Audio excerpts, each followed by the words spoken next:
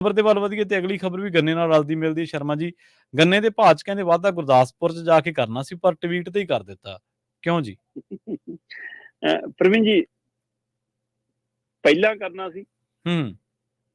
ਤਦ ਨਹੀਂ ਕੀਤਾ, ਉਹਦੇ ਹਿਸਾਬ ਨਾਲ ਬਾਅਦ 'ਚੋਂ ਹੋਇਆ। ਜੀ, ਜੀ। ਪਰ ਕਰਨਾ ਬਾਅਦ 'ਚੋਂ ਸੀ, ਪਰ ਉਹਦੇ ਹਿਸਾਬ ਨਾਲ ਪਹਿਲਾਂ ਹੋ ਗਿਆ। ਹੂੰ, ਹੂੰ। ਇੱਥੇ ਮਸਲਾ ਈਵੈਂਟ ਵਾਲੀ ਕੰਪਨੀ ਦਾ ਹੀ ਸੀ। ਅੱਛਾ, ਠੀਕ ਹੈ। ਜੀ ਹਾਂ। ਹੂੰ। ਕੰਪਨੀ ਨੂੰ ਲੱਗਾ ਕਿ ਜੇਕਰ ਗੰਨੇ ਦਾ ਭਾਅ ਉਹਦੇ ਵਿੱਚ ਐਲਾਨਤਾ ਪੰਜਾਬ ਦੀ ਵਿਧਾਨ ਸਭਾ ਦੇ ਸੈਸ਼ਨ 'ਚ, ਹੂੰ, ਹੂੰ, ਹੂੰ, ਇਹ ਹੂੰ। ਅਖਬਾਰਾਂ, ਟੀਵੀ ਦੀਆਂ ਸੁਰਖੀਆਂ ਦੇ ਵਿੱਚ ਕੁੱਲ ਖਬਰਾਂ 'ਚ ਰੁਲ ਕੇ ਰਹਿ ਜਾਣਾ। ਹੂੰ। ਕਿ ਉਹਦੇ ਵਿੱਚੋਂ ਇੱਕ ਡੱਬੀ ਲੱਗਣੀ ਅਖਬਾਰ 'ਚ ਕਿ ਗੰਨੇ ਦੇ ਭਾਅ 'ਚ ਵੀ 11 ਰੁਪਏ ਵਾਧਾ। ਮੁੱਖ ਖਬਰ ਲੱਗਣੀ ਇਜਲਾਸ 'ਚ ਐ ਹੋਇਆ, 4 ਬਿੱਲ ਪਾਸ, ਹੈਨਾ, ਜਾਂ ਸ਼ੌਲ ਦੀ ਤਾਰੀਫ, ਹੈਨਾ, ਹੂੰ। ਕੋਟ ਦੀ ਤਾਰੀਫ, ਤਾਨੇ ਮਿਹਨੇ, SYL, ਪਾਣੀ, ਨਹਿਰਾਂ, ਸਾਰਾ ਕੁਝ ਉਹਦੇ ਵਿੱਚ ਇਹ ਖਬਰ ਲੱਗ ਜਾਣੀ ਸੀ, ਗੰਨੇ ਦੇ ਭਾਅ 'ਚ ਵੀ 11 ਰੁਪਏ ਵਾਧਾ। ਤੇ ਉਹ ਈਵੈਂਟ ਕੰਪਨੀ ਨੇ ਸਮਝਾਇਆ ਸਰਕਾਰ ਨੂੰ ਜਾਂ ਮਾਨ ਸਾਹਿਬ ਨੂੰ ਕਿ ਹਾਂਜੀ। ਸਰ ਇਹ ਤਾਂ ਖਬਰ ਬਣਦੀ ਆ, ਇਹ ਤਾਂ ਬੋਰਡ ਬਣਦਾ ਵੱਡਾ। ਹੂੰ। ਗੰਨਾ ਕਾਸ਼ਤਕਾਰਾਂ ਦੀ ਮੰਗ ਪ੍ਰਵਾਨ, ਮੁੱਖ ਮੰਤਰੀ ਸਾਹਿਬ ਨੇ ਪਾਇਆ 11 ਰੁਪਏ ਦਾ ਸ਼ਗਨ। ਜੀ। ਪੰਜਾਬ ਦੇਸ਼ 'ਚ ਸਭ ਤੋਂ ਵੱਧ ਗੰਨੇ ਦੀ ਭਾਅ ਦੇਣ ਵਾਲਾ ਸੂਬਾ। ਹੂੰ। ਇਹ ਜੀ, ਇਹ ਤਾਂ ਆਪਣੇ ਬੋਰਡ ਬਣਦੇ ਨੇ, ਇਸ਼ਤਿਹਾਰ ਬਣਦੇ ਨੇ। ਜੀ, ਜੀ। ਫਿਰ ਗੱਲ ਈਵੈਂਟ ਦੀ, ਕਹਿੰਦੇ ਜੀ ਈਵੈਂਟ ਆਪਣਾ ਗੁਰਦਾਸਪੁਰ ਆ ਰਿਹਾ। ਹੂੰ, ਹੂੰ। ਗੁਰਦਾਸਪੁਰ ਆਪਣੀ ਰੈਲੀ ਹੈ, ਦੋਏ ਮੁੱਖ ਮੰਤਰੀ ਹੋਣਗੇ। ਦੋਏ ਮੁੱਖ ਮੰਤਰੀ ਮਤਲਬ ਪੰਜਾਬ ਦੇ ਨਹੀਂ ਪ੍ਰਵੀਨ ਜੀ, ਇੱਕ ਦਿੱਲੀ ਵਾਲੇ ਮੁੱਖ ਮੰਤਰੀ ਦੀ ਗੱਲ ਕਰ ਰਿਹਾ ਮੈਂ। ਦਿੱਲੀ ਦੇ ਮੁੱਖ ਮੰਤਰੀ ਕੇਜਰੀਵਾਲ ਹੋਣਗੇ ਤੇ ਹਾਂਜੀ। ਪੰਜਾਬ ਦੇ ਮੁੱਖ ਮੰਤਰੀ ਭਗਵੰਤ ਮਾਨ ਹੋਣਗੇ, ਤੇ ਉਹ ਪਾਰਟੀ ਦੇ ਸੁਪਰੀਮੋ ਨੇ, ਇਹ ਪੰਜਾਬ ਪਾਰਟੀ ਦੇ ਮੁਖੀ ਨੇ। ਸੋ ਦੋਏ ਉੱਥੇ ਜਾ ਕੇ ਸਟੇਜ ਤੇ ਐਲਾਨਣਗੇ। ਦੋਏ ਹੁਣ ਸਰਵਣ ਪੁੱਤਰ ਨੇ, ਉਹ ਕਹਿੰਦੇ ਬੋਗੀ ਲੈਣ ਵਾਲੀਆਂ ਬਹੁਤ ਤਸਵੀਰਾਂ ਵਾਇਰਲ ਹੋ ਰਹੀਆਂ ਕਿ ਹਾਂਜੀ। ਯਾਤਰਾ ਕਰਾ ਨੇ ਜੀ, ਹੈਨਾ। ਹੂੰ। ਸੋ ਕਹਿੰਦੇ ਬੋਗੀਆਂ ਦਾ 2 ਲੈ ਲੈਂਦੇ, ਇੱਕ 'ਚ 2 ਲਾਏ ਨੇ ਮੋਢਾ। ਚਲੋ, ਉਹ ਕਾਫੀ ਚੱਲੀ ਜਾਂਦੇ ਸੋਸ਼ਲ ਮੀਡੀਆ ਤੇ। ਪਰ ਕਹਿੰਦੇ ਜੀ ਇਹ ਤੈਅ ਕਰ ਲਿਆ ਕਿ ਇਸ ਨੂੰ ਪੰਜਾਬ ਵਿਧਾਨ ਸਭਾ ਦੀ ਬਜਾਏ ਹੂੰ, ਹੂੰ। ਆਪਾਂ ਗੁਰਦਾਸਪੁਰ ਦੀ ਰੈਲੀ 'ਚ ਐਲਾਨਾਂਗੇ। ਉਹਦਾ ਹੀ ਜ਼ਿਕਰ ਆਪਾਂ ਕੱਲ ਵੀ ਕੀਤਾ ਸੀ। ਹੂੰ। ਪਰ ਉਹ ਅਚਾਨਕ ਕੱਲ ਹੀ ਟਵੀਟ ਕਿਉਂ ਕਰਨਾ ਪੈ ਗਿਆ, ਅੱਜ ਕਿਉਂ ਨਹੀਂ ਹੋਇਆ? ਇਹਦਾ ਕਾਰਨ ਫਿਰ ਸਾਹਮਣੇ ਆਇਆ ਕਿ ਉਹ ਮਕੇਰੀਆਂ ਵਾਲੀ ਧਿਰਾਂ ਦਾ ਪੱਖ ਸਾਹਮਣੇ ਆ ਗਿਆ ਸੀ। ਜੀ, ਜੀ। ਤਦ ਤੱਕ ਸਰਕਾਰ ਕੋਲੇ ਸੂਚਨਾ ਆ ਗਈ ਕਿ ਜਥੇਬੰਦੀਆਂ ਮੁੜ ਕੇ ਧਰਨਾ ਲਾਉਣ ਦੀ ਤਿਆਰੀ 'ਚ ਨੇ ਜੀ। ਹੂੰ, ਹੂੰ, ਹੂੰ। ਔਰ ਜਲੰਧਰ ਪਠਾਨਕੋਟ ਹਾਈਵੇ ਜਾਮ ਹੋ ਜਾਣਾ, ਗੁਰਦਾਸਪੁਰ 'ਚ ਘੇਰਾਬੰਦੀ ਹੋ ਜਾਣੀ, ਤੁਹਾਡੀ ਰੈਲੀ ਤੇ ਵੀ ਅਸਰ ਪੈ ਸਕਦਾ। ਕਿਸਾਨ ਉੱਥੇ ਵੀ ਟਰੈਲੀਆਂ ਲੈ ਕੇ ਅੱਪੜ ਸਕਦੇ ਨੇ। ਕਿੰਨਾ ਕੁ ਰੋਕ ਲਾਂਗੇ, ਕਿੰਨਾ ਕੁ ਕੀ ਕਰ ਲਾਂਗੇ ਜੇ ਵੱਡਾ ਇਕੱਠ ਹੋ ਗਿਆ। ਤੇ ਇਸ ਲਈ ਕਹਿੰਦੇ ਜੀ ਉਹ ਰੈਲੀ 'ਚ ਵਿਘਨ ਨਾ ਪਵੇ, ਖਰਾਬ ਨਾ ਹੋਵੇ। ਤਾਂ ਹੀ ਜ਼ਿਕਰ ਕਰ ਸਕੇ, ਹੋ ਸਕਦਾ ਈਵੈਂਟ 'ਚ ਕੋਈ ਨਵਾਂ ਸ਼ਗੂਫਾ, ਨਵੀਂ ਗਰੰਟੀ ਦਾ ਜ਼ਿਕਰ ਆ ਜਾਵੇ ਅੱਜ। ਹਾਂਜੀ। ਕਿਉਂਕਿ ਚੋਣਾਂ ਤੋਂ 4 ਮਹੀਨੇ ਪਹਿਲਾਂ ਦੇਣੇ ਆ ਪੈਸੇ 5-10 ਲੱਖ ਬੀਬੀਆਂ ਨੂੰ, ਤੇ ਹੁਣ ਸਮਾਂ ਵੀ ਜ਼ਿਆਦਾ ਨਹੀਂ ਬਚਿਆ 2024 ਦੀਆਂ ਲੋਕ ਸਭਾ ਚੋਣਾਂ 'ਚ। ਇਸ ਲਈ ਇਹ ਵੀ ਕੋਈ ਫਰਕ ਨਹੀਂ ਗਾ ਜੀ ਅੱਜੇ ਹੋ ਜਾਵੇ ਕੁਛ, ਕਿਹਾ ਅਸੀਂ ਆਹ ਦੇਣੇ ਆ, ਗਰੰਟੀ ਪੂਰੀ ਕਰ ਰਿਹਾ 1000 ਰੁਪਏ ਵਾਲੀ ਵੀ। ਪਰ ਉਹ ਈਵੈਂਟ 'ਚ ਵਿਘਨ ਪੈਣ ਤੋਂ ਰੋਕਣ ਦੇ ਲਈ ਫਿਰ ਕਹਿੰਦੇ ਜੀ ਅੱਜੇ ਨਿਬੇੜੋ ਕੰਮ। ਫਿਰ ਜਿਹੜੀ ਸਰਕਾਰ ਟਵੀਟ ਤੇ ਚੱਲਦੀ ਆ, ਉਹਨੇ ਟਵੀਟ ਰਾਹੀਂ ਭਾਅ ਲਾਂਤਾ। ਤੇ ਇਸ ਲਈ ਜਿਹੜਾ ਭਾਅ ਵਿਧਾਨ ਸਭਾ 'ਚ ਐਲਾਨਿਆ ਜਾਣਾ ਸੀ, ਉਸ ਨੂੰ ਈਵੈਂਟ ਲਈ ਰੋਕ ਲਿਆ। ਪਰ ਜਿਹੜਾ ਈਵੈਂਟ 'ਚ ਐਲਾਨਣਾ ਸੀ, ਉਹਨੂੰ ਕਾਹਲ 'ਚ ਤਾਂ ਕਰਨਾ ਪਿਆ ਕਿ ਰੋਸ ਪ੍ਰਦਰਸ਼ਨ ਹੋ ਜਾਵੇ। ਮਕੇਰੀਆਂ 'ਚ ਧਰਨਾ ਤਾਂ ਵੀ ਲੱਗ ਗਿਆ।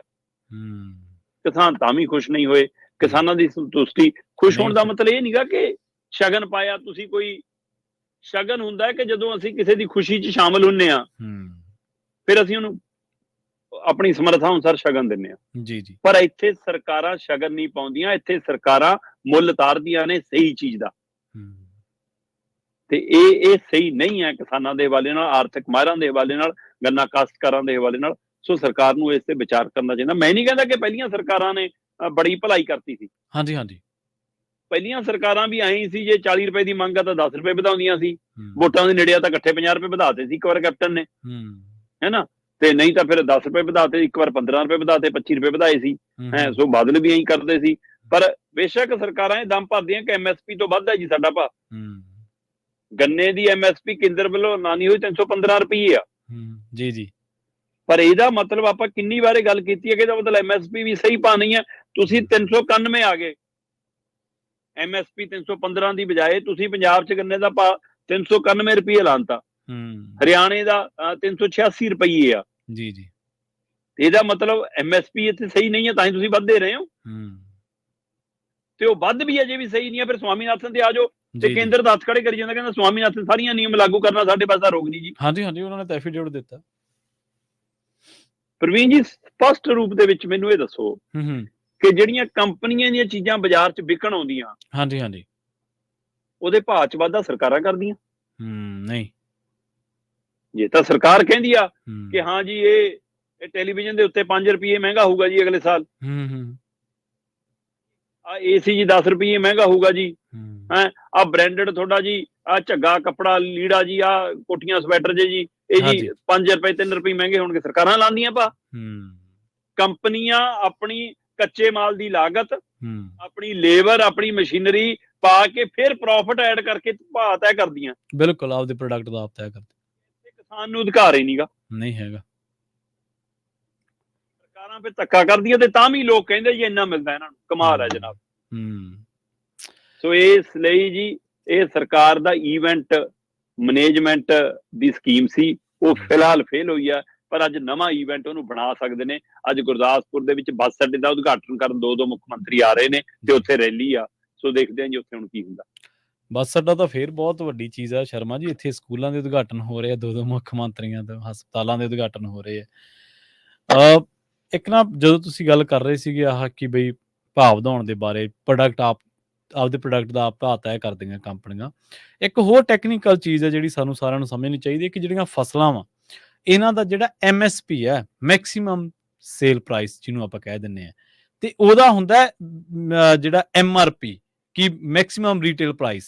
ਇਹਦੇ ਵਿੱਚ ਵੀ ਮਿਨੀਮਮ ਹੈ, ਇਹ ਮਿਨੀਮਮ ਹਾਂਜੀ, ਸੌਰੀ ਮਾਫ ਕਰਨਾ। ਉਹਦੇ ਚ ਇਹ ਹੁੰਦਾ ਮਿਨੀਮਮ ਹੈ, ਹਾਂਜੀ, ਮੈਕਸੀਮਮ ਹੈ, ਉਹ ਮੈਕਸੀਮਮ ਹਾਂਜੀ। ਇੱਥੇ ਵੀ ਝੋਲ ਹੈ ਕਿ ਤੁਸੀਂ ਕਿਸਾਨ ਜਿਹੜਾ ਵੱਧ ਤੋਂ ਵੱਧ ਇੱਥੇ ਵੇਚ ਸਕਦਾ ਜਾਂ ਇਦੋਂ ਘੱਟ ਵੱਧ ਨਹੀਂਗਾ।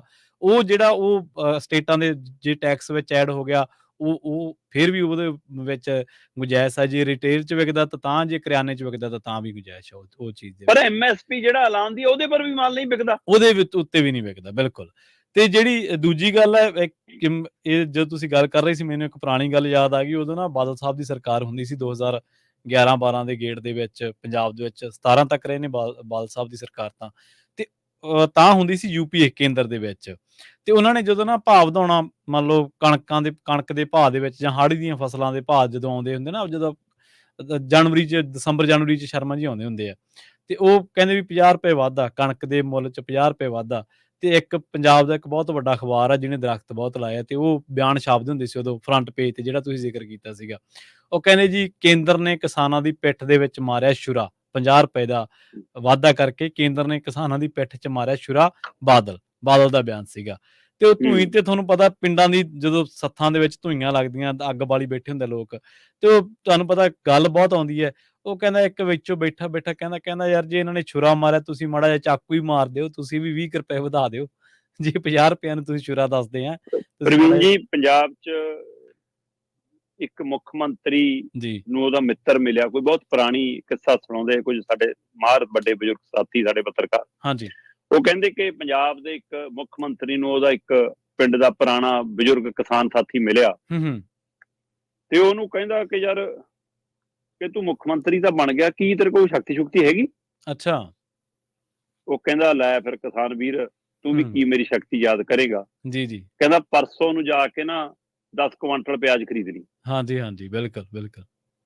ਉਹ ਕਹਿੰਦਾ ਪਰਸੋਂ ਨੂੰ? ਕਹਿੰਦਾ ਹਾਂ, ਤੂੰ ਪਰਸੋਂ ਨੂੰ, ਬਸ ਮੇਰੇ ਕਹੇ ਤੇ ਪਰਸੋਂ ਨੂੰ ਖਰੀਦ ਲਈ। ਕਹਿੰਦਾ ਠੀਕ ਆ।